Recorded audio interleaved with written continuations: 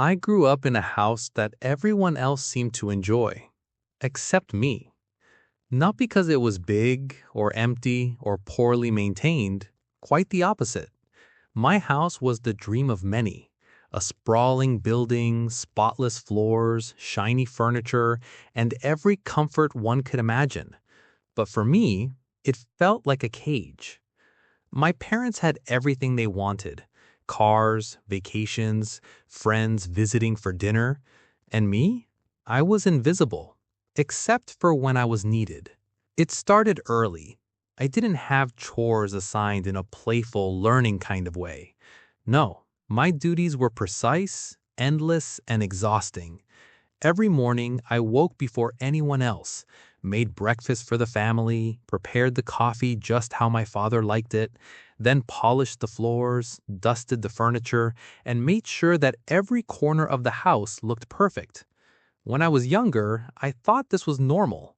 I didn't know that most children played outside, learned, and rested. For me, school was a pause in my duties, not a priority.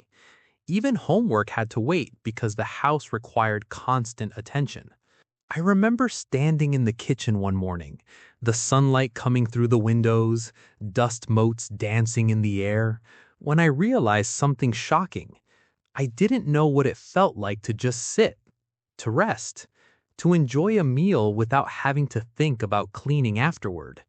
I had become a ghost in my own home, moving silently so as not to disturb, yet always busy enough that anyone could call me when something needed to be done. My parents never asked how I felt. Compliments were rare, but criticism was constant. If a surface wasn't spotless, if the coffee wasn't hot enough, if the arrangement of chairs was slightly off, I would hear about it. Every mistake was magnified, every effort unnoticed. By the time I reached my teenage years, I understood the pattern clearly. In my own home, I had no place except where the work demanded me to be. I cleaned, I served, I prepared, I arranged. I was the invisible hand behind the family's comfort. My dreams, my desires, my emotions, they were all secondary. One evening, I decided I couldn't continue like this. I sat alone in the attic, the only space where I could be unseen. For the first time, I allowed myself to cry. The weight of years of invisible labor, of constant correction, of being unseen pressed down on me. I realized that no one in this house would acknowledge my existence unless I changed something. I didn't have a plan. I just had a determination to reclaim my life. The next morning, I woke up before anyone else and did my usual tasks. But after breakfast, I stopped.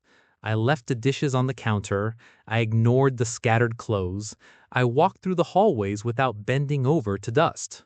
My parents were shocked. My father asked, "Why haven't you polished the floor?" My mother said, "Who left the kitchen like this?" I looked them in the eyes, and for the first time, I said nothing. Silence became my voice. The first day was tense. I expected anger, punishment, or humiliation.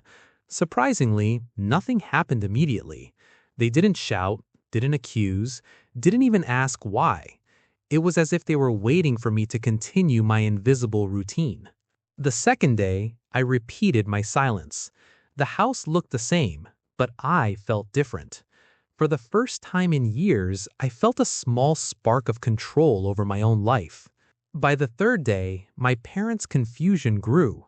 My father tried to assign me tasks directly, but I simply didn't respond the way I used to. I explained calmly that I was still here to help, but I would no longer be treated as if my existence depended solely on service. I would help, yes, but with boundaries. I would rest. I would have time for myself. It took months, months of repeated confrontation, subtle negotiations, and quiet resistance. I learned to serve, yes, but not at the expense of my own dignity. I set times when I would do chores and times when I would be free. I stopped apologizing for sitting, for reading, for listening to music in my own room. I claimed spaces in my own home that were mine. Eventually, things shifted. My parents started noticing my presence, not just my labor. They began asking my opinion, asking if I needed help, even complimenting when I cleaned or arranged something particularly well. They realized I was not just a servant. I was a person with thoughts, feelings, and limits. I still clean, I still help, but now it's a choice, not a compulsion. I am no longer invisible in my own home. I am seen. I am heard. I am respected. And the weight that had pressed down on me for years has lifted, leaving room for a life that includes me, not just the house. It was a long journey, but the lesson is clear. Being in your own home doesn't mean losing yourself. No matter how invisible you feel, claiming your space, your dignity, and your time is possible. And once you do, you discover that home can be a place of comfort, not oppression.